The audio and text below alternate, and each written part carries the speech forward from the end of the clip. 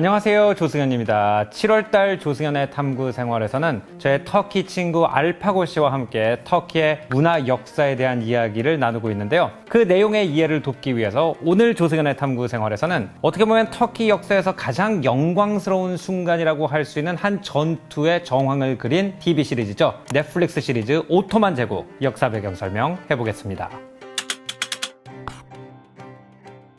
이 TV 시리즈는 서양 역사에서 가장 유명한 공성전 중에 하나인 컨스탄티노플의 함락을 담고 있습니다.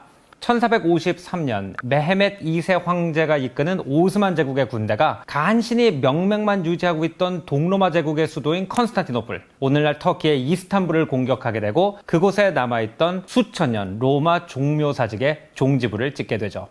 이 전투의 여파가 얼마나 컸는지 제가 어렸을 때만 해도 대부분의 제가 읽던 서양 역사책들은 1453년을 중세와 근대를 나누는 분기점으로 사용하곤 했습니다. 이 전투가 유명한 데는 여러 가지 이유가 있는데 그 첫 번째 이유는 이제 컨스탄티노플은 그 이전까지 함락시키기가 거의 불가능한 도시로 알려져 있었어요. 컨스탄티노플은 이렇게 삼각형으로 생겼는데 한쪽은 육지를 향하고 있고 두 면은 바다를 향하고 있습니다. 일단 육지 쪽에서 이 도시를 공격하려고 하면 로마 황제 테오도시우스가 5세기에 지은 거대한 삼중 성벽, 오늘날까지도 이스탄불의 관광 명물 중에 하나인 피오도시안 월을 공격해야 됐어요. 이 성벽의 방어 체제가 얼마나 견고한지 피오도시우스가 500년 정도의 이 성벽을 지은 이후로 1000년 동안 어떤 군대도 성공적으로 이 성벽을 공격한 적이 없었습니다.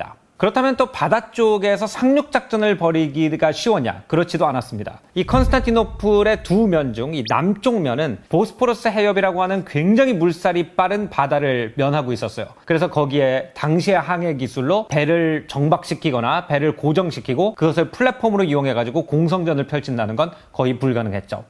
컨스탄티노플의 취약점이 있다면 북쪽면 골든 호온이라고 하는 내륙해를 향하고 있는 항구였을 겁니다. 근데 이쪽을 공격하려고 그러면 일단 적군이 함대를 골든 호온으로 들여보내야 되는데 이 골든 호온으로 들어가는 입구에 동로마 군대에서 거대한 쇠사슬을 설치했습니다. 그래서 적군의 함대가 들어오려고 그러면 쇠사슬을 땡겨서 입구를 가로막아서 이 안으로 배를 들여보내는 것도 거의 불가능했죠.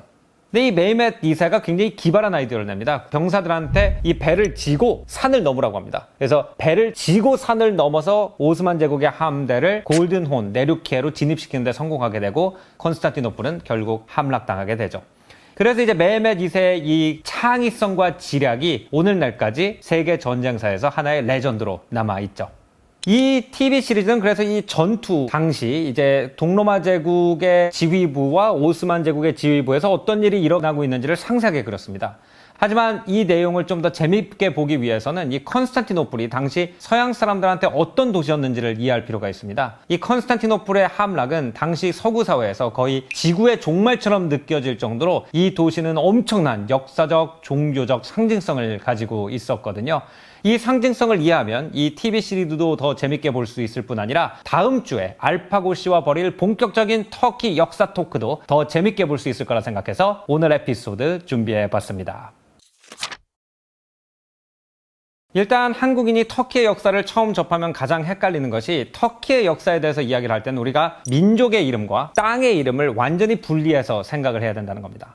우리나라 사람들 같은 경우에는 한민족, 한반도, 한국처럼 나라 이름, 민족 이름, 땅 이름을 거의 동일시하죠. 하지만 터키의 역사는 이렇게 생각을 하면 이야기가 굉장히 어려워요. 이 터키라는 나라 이름 자체가 투르키야, 투르크족의 나라라는 뜻이에요. 그런데 투르크족들이 오늘날 우리가 터키라고 부르는 땅에 산 거는 약 1000년 정도입니다.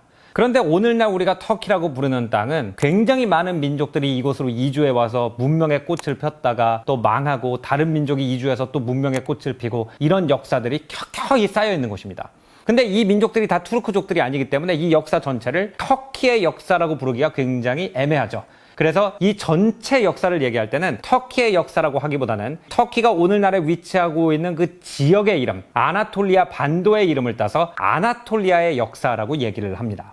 이 시리즈에 나오는 오스만 제국은 이제 스스로를 이슬람의 수호자로 자청했기 때문에 터키의 역사는 우리가 생각할 때는 이슬람의 역사, 즉 중동의 역사와 훨씬 더 연관성이 있다고 생각을 하지만 사실 아나톨리아의 역사, 투르크족 이전의 이 지역의 역사는 어떻게 보면은 서양 문명의 샘 또는 요람이라고 할 수 있을 정도로 서양인에게 훨씬 더 중요한 감정적, 역사적 의미가 있었습니다.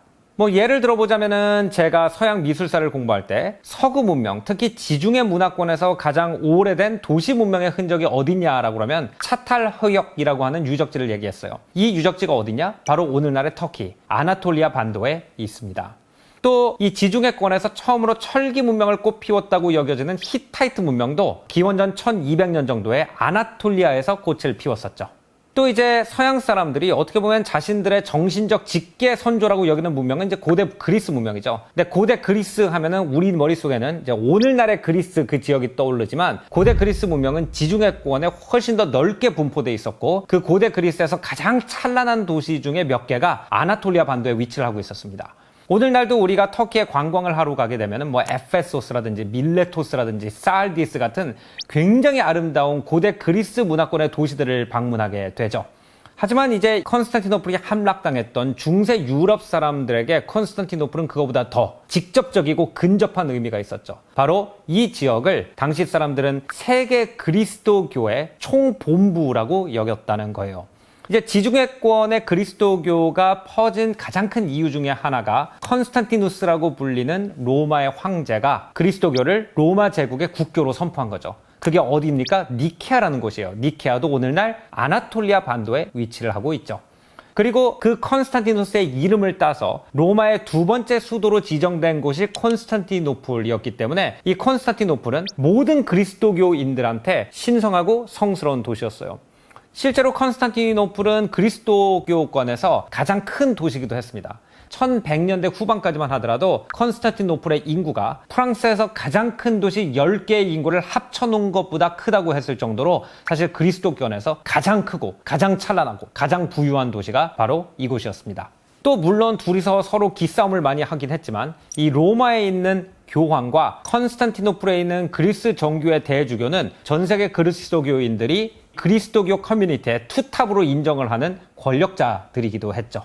그렇기 때문에 이 도시가 이슬람교도들의 수호자를 자청하는 투르크족들의 손에 넘어갔다는 것이 기독교 커뮤니티에 엄청난 파장을 일으킬 수밖에 없었어요. 하지만 당시 서유럽 사람들이 이 컨스탄티노플 함락을 세계의 종말처럼 받아들인 가장 큰 이유는 따로 있습니다. 바로 이곳이 로마 제국의 수도였기 때문이에요. 사실 거의 대부분의 중세기의 서유럽 사람들은 스스로를 로마인이라고 생각을 했습니다. 이 부분이 사실 우리가 중세 역사를 공부할 때 한국인으로서 굉장히 헷갈리는 부분이에요. 왜냐하면 우리 역사책에서는 로마 시대는 약 460년에서 470년경에 끝납니다. 우리가 공부한 역사책에서는 이제 로마라는 거대한 나라가 있었는데 콘스탄티누스 황제 이후로 이 제국이 둘로 나뉘죠.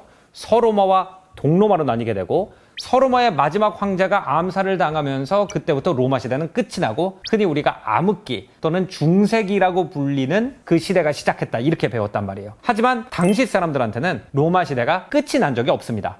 왜 그럴 수밖에 없었냐? 그 당시 로마라는 단어는 어떤 한 왕조나 어떤 정치 시스템을 지칭하는 것이 아니라 이 지중해에서 꼽혔던 고대 도시 문명에서 파생된 모든 삶의 형태와 종교와 철학을 총칭하는 단어였습니다. 그리고 그 문명을 계승하자라고 선택을 한 사람들은 모두 다 로마인이라고 스스로 느꼈어요.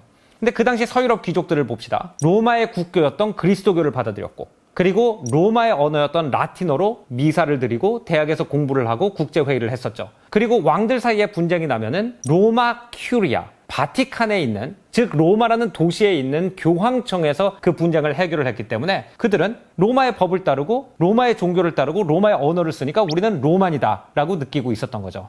그만큼 동로마 황제도 어떻게 보면은 형제 황제라고 느꼈다는 겁니다. 이거를 볼 수 있는 것이 이제 교황님의 당시 공식 명칭이 라틴어로 폰티펙스 막시무스였는데 이것은 로마에서 주피터 신을 떠받들던 제사장과 정확하게 같은 타이틀입니다. 그리고 그 왕들끼리의 분쟁을 해결하던 일종의 법정 역할을 하던 커미티가 있는데 이것을 쿠리아 로마나라고 불렀는데 쿠리아라는 것은 로마 시대의 행정 모임 또는 지역 의회를 뜻하는 단어예요. 게다가 성당을 갖다가 대체로 우리가 오늘날까지도 바실리카라고 부르죠. 바실리카는 로마에서 일종의 동사무소를 지칭하는 단어입니다. 그러니까 이 당시에 서유럽에 살던 사람들은 성당에서 출생 등록을 하고 결혼 등록을 하고 사망 신고를 하고 성당을 통해서 분쟁을 해결하고 법 해석을 한다는 것 자체가 자신들이 아직도 로마 행정체제의 지배를 받고 있다라고 느꼈다는 거죠. 그렇기 때문에 그들의 머릿속에서는 로마 제국은 멸망한 적이 없어요. 게다가 이 게르만족 후의 왕 중에서 가장 파워풀한 사람, 나중에 독일의 황제를 뭐라고 부르죠? 신성 로마 제국의 황제라고 불렀기 때문에 실제로 그들의 머릿속에는 로마 제국의 법도 살아있고 종교도 살아있고 황제도 살아있었습니다. 그리고 그보다 조금 더 뒤로 돌아가서 이 서로마 제국과 동로마 제국이 갈렸던 사건도 사실 그 당시 로마인들에게는 그렇게 충격적인 사건이 아니었을 겁니다. 왜냐하면 로마 제국이 강성했을 때도 이 지중해를 반으로 나눠서 동쪽과 서쪽은 다른 언어와 다른 문화를 계승한 조금 다른 문명이었어요. 한 제국의 영토긴 했지만 서로 굉장히 달랐다는 겁니다.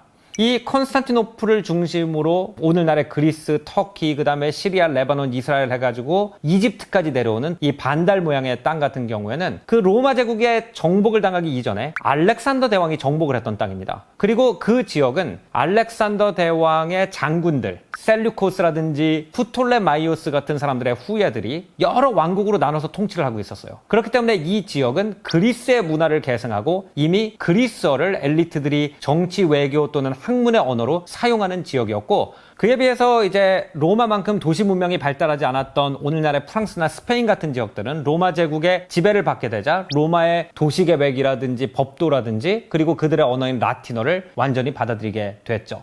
그래서 이제 서유럽 사람들은 컨스탄티노플을 중심으로 한 우리가 동로마 제국이라고 불리는 곳을 대체로 그냥 그리스라고 불렀습니다. 그래서 중세기에 우리가 그리스라는 단어를 보면 굉장히 조심해야 되는 게, 그것은 오늘날 우리가 그리스라고 부르는 나라랑 큰 관계가 없어요. 당시에 그리스 문화를 계승하고 그리스어를 쓰는 엘리트들이 상업과 정치를 독점하고 있던 지중해 동쪽 전반을 뜻했습니다. 그래서 예를 들어서 비잔틴 제국의 최고 비밀 무기 중에 하나가 배에서 화염 방사기를 쏠 수 있는, 이렇게 불을 쏠 수 있는 이런 기계가 있었는데, 그걸 갖다가 역사책에서 오늘날까지 그릭 파이어라고 부르고요. 그 다음에 콘스탄티노플을 중심으로 발달한 그리스도교의 갈래를 우리가 그리스 정교회라고 부르죠. 하지만 거기서 그리스라는 것은 동로마 제국 전체를 뜻하는 거죠. 그렇다면 이제 컨스탄티노플에 있는 사람들은 서유럽 사람들을 어떻게 불렀냐? 그들을 같은 로마인으로 존중해 줄 때는 라틴이라고 불렀고요. 실제로 로마의 언어인 라틴어를 쓰는 사람들이다. 근데 그렇게 부르기 싫을 때는 처음으로 신성 로마 제국의 타이틀을 받은 게르만족 추장이 오늘날 프랑스의 이름이 되는 프랑크라는 부족의 추장이었기 때문에 그냥 어느 나라 사람이든 상관없이 전부 다 프랑크라고 불렀었습니다. 그래서 이쪽은 라틴과 프랑크, 그리고 이쪽은 그리스어가 지배하는 두 개의 문화권의 두 명의 로마 황제가 서로 싸우기도 하고 서로 돕기도 하면서 이루어 나간 것이 바로 중세 문명이죠. 사실 중세 역사의 대부분은 이 두 문화권의 어떤 인터랙션으로 이해할 수가 있어요. 1071년에 유명한 사건이 있죠. 만지컬트라는 곳에서 동로마 제국의 군대가 투르크 군대에게 대패를 하게 됩니다. 그러면서 동구 그리스도교권이 전부 다 위험해졌다라고 하면서 콘스탄티노플에 있는 황제가 로마에 있는 교황한테 SOS를 보내죠. 그때 로마의 교황청의 얼반 2세라고 하는 교황이 남부 프랑스에 가가지고 그 유명한 신이 원하신다 연설을 하게 되고, 그래서 십자군이 출발을 하게 됐죠. 또 이 라틴어권과 그리스어권 간에 굉장히 잔혹한 싸움이 있을 때도 많았습니다. 우리가 제일 잘 알고 있는 싸움은 1054년에 일어난 시즘이라고 하는 그리스 정교회와 카톨릭이 완전히 서로 결별을 선언한 그 사건도 있었지만, 1204년에 십자군들이 원래 공격해야 되는 이슬람 교도들을 공격하지 않고 콘스탄티노플을 공격한 사건이 있습니다. 그때 콘스탄티노플에서 약탈한 엄청난 보물들이 오늘날 베네치아의 가장 유명한 관광지인 산마르코 성당에 전부 다 전시가 되어 있죠. 그런데 이것도 이제 그 당시에는 사실 집안 싸움이었어요. 컨스탄티노플에 있는 황실의 조카 중에 한 명이 자기가 왕위에 앉게 되면은 컨스탄티노플의 대주교가 교황청에 충성을 하도록 하겠다라고 서약을 하고 십자군들을 끌고 들어온 겁니다. 그렇기 때문에 이것도 같은 집안에서 누가 우위를 차지하느냐의 싸움이었던 거예요. 하지만 1453년에 컨스탄티노플의 함락은 완전히 다르죠. 이 그리스어권과 라틴어권으로 돼 있는 두 개의 서구 문명의 어떤 심장과 두뇌 같은 존재에서 하나가 완전히 없어져 버린 사건이었고, 서유럽은 그들을 기독교의 역사와는 물론 고대 그리스와 히타이트와 모든 지중해의 고대 역사와 연결시켜주는 탯줄이 끊어져 버리는 그런 사건이었던 거죠. 그 이후로 유럽은 대서양으로 눈을 돌리고, 그래서 대항해 시대가 열리기 때문에 이 컨스탄티노플의 함락을 대체로 중세의 종지부다라고 우리가 얘기를 하죠. 근데 사실 이제 이 그리스어권과 라틴어권 이 두 개의 유럽은 서로 굉장히 많은 소통을 하고 있었고 거기서 적혈구 역할을 해주는 민족이 바로 이탈리 사람들이었습니다. 그래서 이 TV 시리즈에도 보면은 가장 열심히 컨스탄티노플을 방어하기 위해서 싸우는 주스티니안이라고 하는 용병이 있는데 그 사람은 이탈리아의 제노바 출신이죠. 컨스탄티노플이 망한 다음에 이 이탈리아인들과 그 이탈리아인들 주변에 있던 그리스인들이 대거 이탈리아로 넘어가게 됩니다. 그래서 그 이탈리아에서 컨스탄티노플에 축적돼 있는 그 수천 년의 고대 그리스와 고대 로마와 그리스도교 역사와 관련된 지식과 예술과 노하우가 이탈리아로 전파되고 그곳에서 르네상스를 꽃피우게 되기 때문에 이것이 이제 컨스탄티노플 함락을 중세와 근대의 분기점으로 보면 또 다른 큰 이유죠. 근데 이제 여기 함정이 있습니다. 이 모든 것은 제가 미국과 프랑스 역사책을 보고 배운 거라는 거예요. 즉, 이 컨스탄티노플 함락이 서양인들한테 가지고 있는 의미만 쭉 지금 설명을 한 겁니다. 하지만 이 컨스탄티노플을 빼앗은 민족, 즉 투르크족의 후예들은 이 역사적인 사건을 어떻게 볼까 굉장히 궁금하고요. 실제 터키인의 목소리로 이 사건의 의미에 대해서 들어보는 시간을 다음 주에 가지려고 하니까요. 다음 주 에피소드 꼭 시청해 주세요. 구독, 좋아요 많이 눌러주시고요. 전 다음 시간에 뵐게요. 여러분 안녕히 계십시오.